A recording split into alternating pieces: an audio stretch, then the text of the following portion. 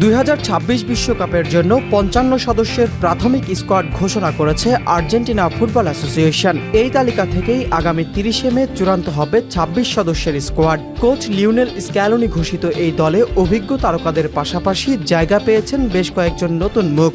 দলের সবচেয়ে বড় আকর্ষণ যথারীতি অধিনায়ক লিওনেল মেসি। তার সঙ্গে আক্রমণ ভাগে রয়েছেন হুলিয়ান আলভারেজ ও লাউতারো মার্টিনেজরা। দীর্ঘ প্রতীক্ষার পর দলে ফিরেছেন তরুণ তুর্কি আলহান্দ্রো গার্নাচো। তবে প্রাথমিক স্কোয়াডে জায়গা হয়নি পাউলো দিবালার। এছাড়া জিয়ানলুকা পেস্তিয়ানি দলে থাকলেও নিষেধাজ্ঞার কারণে মিস করবেন প্রথম 2 ম্যাচ। রক্ষণভাগে ক্রিস্টিয়ানো রোমেরো ও লিসান্দ্রো মার্টিনেজদের পাশাপাশি নতুন মুখ হিসাবে ডাক পেয়েছেন লাউতারো দি লোলো ও জাইদ রোমেরো।